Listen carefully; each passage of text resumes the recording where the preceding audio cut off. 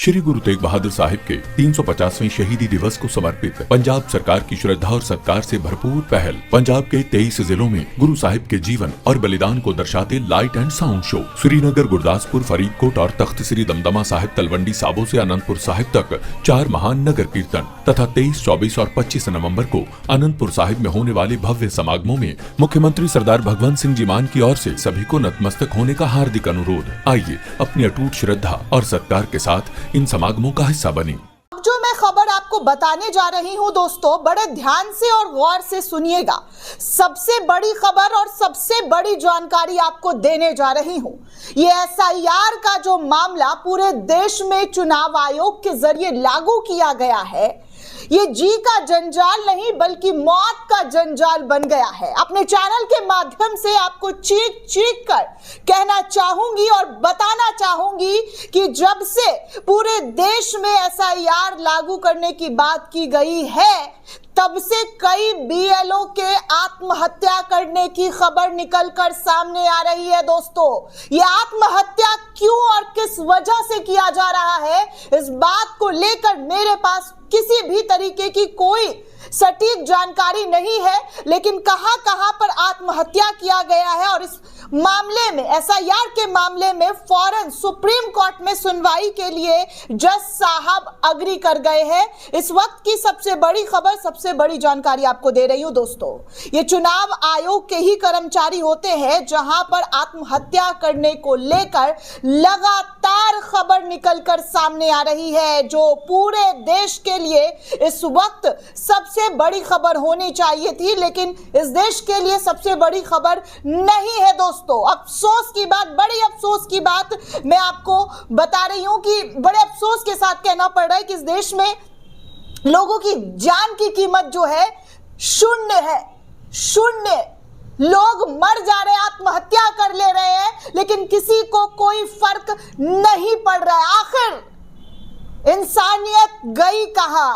इंसानियत जो है लोगों के अंदर होती है वो कहां चली गई है?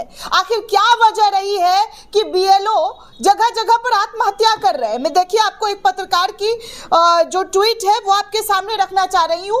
सबसे पहले रणविजय सिंह का आप ये ट्वीट देखिए। एसआईआर के बीच पश्चिम बंगाल में बीएलओ शांति ने आत्महत्या कर ली है, केरल में बीएलओ अनीश ने आत्महत्या कर ली है, राजस्थान में बीएलओ मुकेश ने आत्महत्या कर ली है, मध्य प्रदेश में बीएलओ उदय भान ने हत्या कर ली है, पश्चिम बंगाल बीएलओ नमिता की मौत हो गई है, तमिलनाडु आंगनबाड़ी सेविका ने आत्महत्या करने की कोशिश की है। आखिर ये इतना लंबा लिस्ट क्यों भाई? किस वजह से इतना ज्यादा लोग मेंटल स्थिति में अपने जो है स्टेबल नहीं है कि वो आत्महत्या जैसे रास्ते को चुन रहे हैं, जो सरासर गलत है, सरासर अपराध है आत्महत्या करना।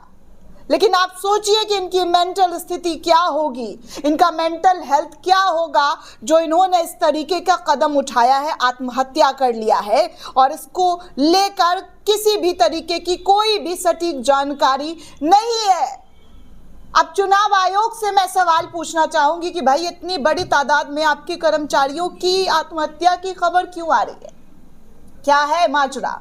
जरा आप भी देश को बताइए ना। देश को सिर्फ आकर धमकी देंगे, विपक्ष को धमकी देंगे कि भाई ये कर देंगे, वो कर देंगे। आप बताइए कि क्या हो रहा और किस तरीके से इस तरीके की चीजें देखने सुनने को मिल रही है। आप पूरे जिम्मेदार हैं इन तमाम चीजों को लेकर कि आपके रहते हुए आपका इतना बड़ा डिपार्टमेंट है और आपको अपने कर्मचारियों के बारे में पता नहीं है, जिनको जिम्मेदारी दी गई है, जिनको सौंपा गया जिम्मेदारी एसआईआर करवाने का, उन लोगों के बारे में आपको कुछ पता नहीं है कि वो आत्महत्या क्यों कर रहे हैं। क्या वजह है? देश पूछता है, देश के लोग पूछते हैं, हमारे लाखों करोड़ों व्यूअर्स पूछते हैं, मैं पूछती हूं कि आखिर इस तरीके का कदम बीएलओ के जरिए क्यों उठाया जा रहा है? क्यों इस बात पर चर्चा नहीं हो रही है? चलिए मैं आपको खबर देती हूं। एक और सत्य हिंदी की रिपोर्ट है। बताया जा रहा है कि पश्चिम बंगाल में एक और बूथ लेवल अधिकारी ने खुदकुशी कर ली है। पश्चिम बंगाल की सीएम ममता बनर्जी ने इस संबंध में ट्वीट करते हुए जानकारी दिया है। आरोप लगाया है कि रंगामती पंचायत की निवासी शांतिमुनि एक्का मतदाता सूची की विशेष गहन पुनरीक्षण यानी कि स्पेशल इंटेंसिव रिवीजन एसआईआर के काम से असहनीय दबाव में थी। पुलिस के अनुसार ग्रामीण क्षेत्र में बीएलओ के रूप में कार्यरत शांति मुनि एक्का ने अपने आवास के पास एक पेड़ से लटककर आत्महत्या कर ली है। शव को पोस्टमार्टम के लिए भेज दिया गया है। मृतक के परिजनों ने आरोप लगाया है कि डोर टू डोर मतदाता सूची पुनरीक्षण और फॉर्म वितरण के दबाव में वो सहन खुद को जो है काम के दबाव को लेकर नहीं कर पा रही थी। परिजनों ने दावा किया है कि एसआईआर ड्यूटी उनके लिए असहनीय हो गई थी, जिसके कारण वो डिप्रेशन में चली गई थी और इस वजह से उन्होंने ऐसा कदम उठाया है। सोचते हैं दोस्तों, हम लोग आजकल बात करते हैं मेंटल हेल्थ के बारे में, लेकिन मेंटल हेल्थ के बारे में किसी के बारे में सोचते नहीं है कि उसके दिमाग पर उसकी दिमागी हालत कैसी है। बस बात कर लिया, ब्रांड एम्बेसडर बना दिया, इतना फंड रिलीज कर दिया, लेकिन लोगों की स्थिति क्या है, किस तरीके की है, उसके बारे में कोई नहीं सोचता, कोई बात नहीं करता कि लोग डिप्रेशन में क्यों जा रहे हैं, क्यों मानसिक तनाव लगातार भारत में बढ़ता हुआ नजर आ रहा है, क्यों लोगों को दबाव बनाया जा रहा है। इस पर कोई चर्चा नहीं है, किसी भी तरीके की बात नहीं की जाती है। दोस्तों, बीएलओ की मौत के कुछ घंटे बाद ही मुख्यमंत्री ममता बनर्जी ने भारतीय जनता पार्टी चुनाव आयोग पर जमकर हमला बोला। उन्होंने आरोप लगाया कि एसआईआर प्रक्रिया से उत्पन्न काम के दबाव और तनाव के कारण कीमती जाने जा रही है। मुख्यमंत्री ने अपने एक्स हैंडल पर पोस्ट करते हुए लिखा कि आज यानी कि बुधवार माल जलपाईगुड़ी में हमने एक और बूथ लेवल अधिकारी श्रीमती शांतिमुनि एक्का, जो एक आदिवासी महिला और आंगनबाड़ी कार्यकर्ता थी, एसआईआर के असहनीय काम के दबाव में अपनी जान देते हुए उन्होंने अपना जो जीवन है उसको समाप्त कर दिया।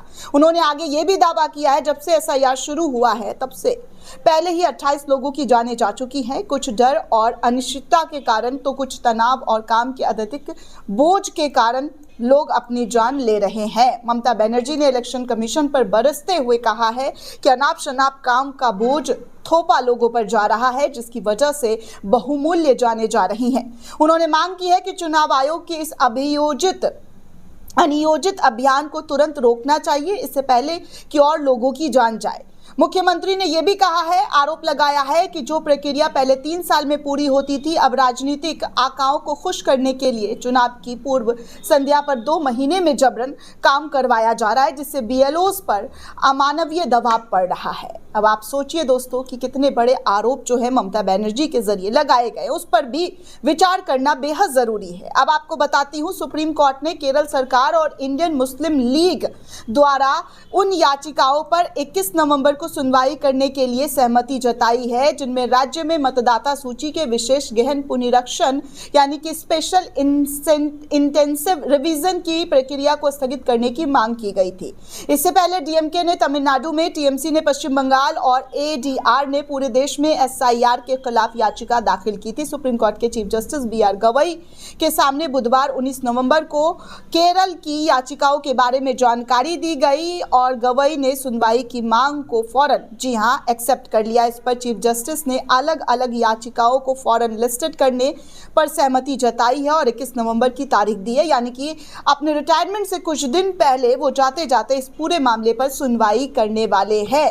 केरल सरकार ने अदालत में तर्क दिया है कि एसआईआर की प्रक्रिया स्थानीय निकाय चुनावों के साथ टकरा रही है। राज्य का कहना है कि दोनों बोझिल कामों को एक साथ करना मानव संसाधनों पर भारी दबाव पड़ेगा और राज्य प्रशासनिक गतिरोध पैदा हो सकता है।